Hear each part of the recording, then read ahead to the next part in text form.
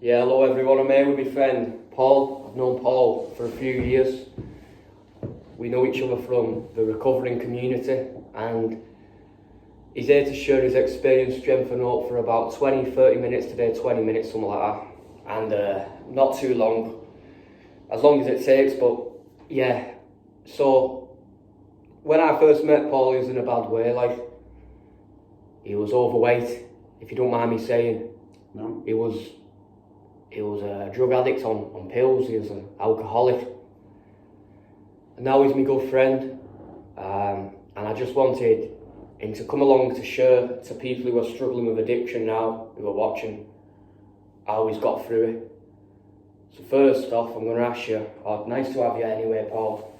Cheers, Lewis, thanks for this, mate. I feel weird doing this, but the interview, as it's my friend, but first thing I'm going to ask him is, how did you get started taking drugs? What was your addiction like for you? Like, how did you start and how did you end up?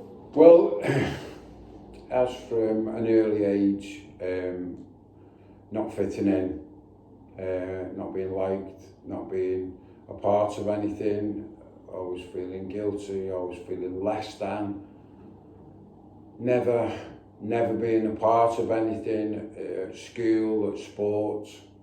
I was always, I suppose I've always liked the bad apple, if you want to look at it like that. And I think when I took my first drink at the age of 13, it sort of relaxed all them feelings, and it gave me confidence, to talk to girls, to go out, to meet people. It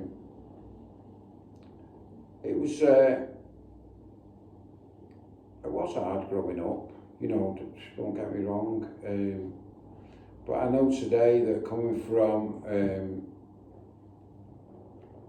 me dad was a drinker, my granddad was, in them days. I think in the early 70s, 80s, everybody drank. I think it was just a natural thing to do. But when it was there to, I suppose, just to quieten your mind at the end of the day, that's what I've realised today. It was just to quiet my mind. Yeah. I didn't at the time. But the thing was, going out drinking, on the parks, on the wherever we got together at the time. It was, I think once I started work at the age of 16, my drinking progressed then quite quickly. I was going out, I started work at the age of 16, we'd go for a drink at dinner time. It was just a natural thing to do in them days, but I think I got up to about 6 pints on a dinner hour and go back to work, go home, have my tea, go out on a night, drink on a night. But I just thought that was just a normal thing to do. We'd be out in the clubs and the pubs on the weekend, and that was just natural in them days. It was a natural thing to do. Yeah. Unbeknown to me that it was to become a problem, I didn't know at the time. I didn't realise that at the time. I think from I got married at the age of 21. Yeah. Drink was a problem then because I was going for a drink before I went to work, and then going for a drink when I came home from work, working shifts in a glass factory, which wasn't a good idea. But then getting hurt one Saturday morning by falling off the scaffolding, then took me on my journey to prescription drugs.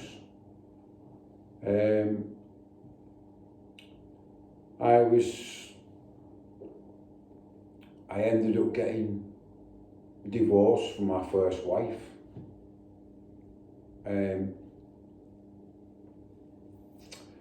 Meeting someone about a year after we got married, I still drank. But that's when I started using prescription drugs through the accident with my shoulder.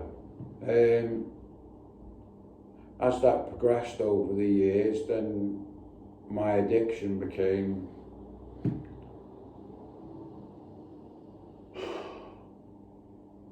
addiction to prescription drugs was I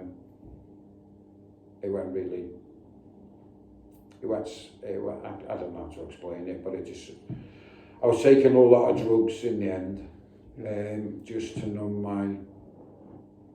I think all I wanted to do was just for my head to be quiet, for it to stop constantly going round in circles, as they say, like a washing machine. You know, it was, I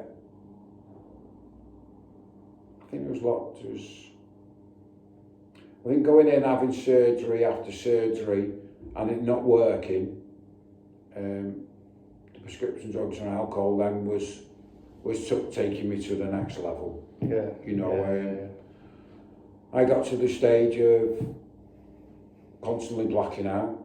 Yeah. Really hurting myself, not knowing what I'd done, where I'd been, or how I'd got there. Yeah. But breaking my wrists, broke my foot, cracked my head open, split my head open. Yeah. There's lots of occasions that was happening. But one time when I went into hospital, my wife, we'd been together 14 years at this stage. My wife come into hospital and told me that she wouldn't be there when I went home. It was devastating. But I think then it progressed really quickly. I had no one there then. No family, no kids, no nothing. So the drinking and the drugs just progressed rapidly. Yeah. It was, I think now, looking back, I didn't realise how bad things had got till I went into the recovery centre. That's where you met me, wasn't it? Yeah, so I met Lewis at the recovery centre in 2018. Yeah. There was a guy there called Joe. He's somewhere 24 years clean and sober. Yeah. He said to me one day, if you don't put your arse on one of them seats, I'll give you a few months and you'll be dead. Don't know what it was, because I was in and out, wasn't going to the meetings, wasn't putting any work in, wasn't really doing anything. And that day, I don't know what it was, well, I do know today that that was God. Yeah. God stepped in for me that day. Yeah. And made me realise. I started going into the groups on a regular basis. I started going to meetings. Yeah. It was before the pandemic, so there was me, Lewis, and two other lads. We did 2 meetings a day, every day. Yeah. 19, well, we did a hell of a lot more than 1990 days. We were constantly at meetings. 2 meetings a day. Doing the big book studies, whatever it took, I knew that if I didn't get my act together, I hadn't got long to go. Get some insanity. Yeah. But thank God it's not like that today. Yeah, you've come a long way as well. Like, if you don't mind me saying, I remember when me, you and the other guy, who I won't name, but he used to drive us around to meetings and stuff, and I think doing that, I got about 18 months sober, you know. And for me, like you even said yourself, it's about a mindset change, innit? It's about changing your mindset. Yeah. Like, if you don't mind me asking, you just shared a bit there about your addiction. How did you end up getting into recovery? How did you? I went through my doctors to get into recovery. Yeah. And they led you to CGL and... Yeah, they led me to CGL. Yeah. I did a detox, and that's how I ended up at CGL. At this point, did you have enough of addiction, rock bottom? Yeah. Right off, like. I'd had, like I said, you know, that them blacking out constantly. Depression, anxiety, racing brain. Yeah, my depression, my anxiety was through the roof at the time. I did it. I think I wanted to hand my life, my house, my money, everything I had at the time, wanted to hand it over to my oldest daughter. Yeah. I'd all my prescription drugs put into blister packs so they come daily. Yeah. So, you know, I had attempted suicide. Yeah. I'd thought about it on a few occasions. But, like I say, it's not like that today. Do you know what? It's good you're sharing your story, because what addiction's like, I know for me, it almost feels like, it's like you're trapped in a room you can't escape from. And no matter how hard you try, you can go to the gym 7 times a week, you can do great things and you just can't escape. It's only when I had that mindset change, and I think Paul's had it where he's talking, that psychic change, which it talks about in the big book here. I think... that you can change, you know. I had to change everything in the end. Do you put that down to... do you put that down to a higher power? Do you have a higher power? God? Yeah, definitely, Yeah, me I've too. always had an higher power in my life. Yeah. I've always had a belief in God in my life. Yeah. But I know I can't run on my will because it's just a disaster. It goes downhill. Everything goes downhill, Yeah. Running on God's will, things work okay. Yeah. You know, like I say, from losing my wife, my kids, my family, and ended up with nothing. Yeah. Through putting the work in, and now I'm seeing the rewards of being able to. I've got my kids, my grandkids now, all back in my life, my mum. Yeah. You know, today I can be a dad to my kids. I can be a granddad. I'm present there for my brothers, my sisters, for my mum. Yeah, me too, yeah. You know, being able to sit and talk like this today. Yeah. I didn't know what day it was, and I was just constantly out of it. So the word you're trying to get at 24/7. The word I think you're trying to get at there is the same word. Oblivion.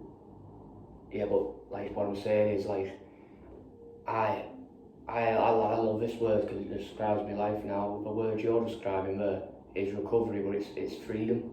You're describing freedom, aren't you? Yeah, of course, You're a prisoner, but now you're free.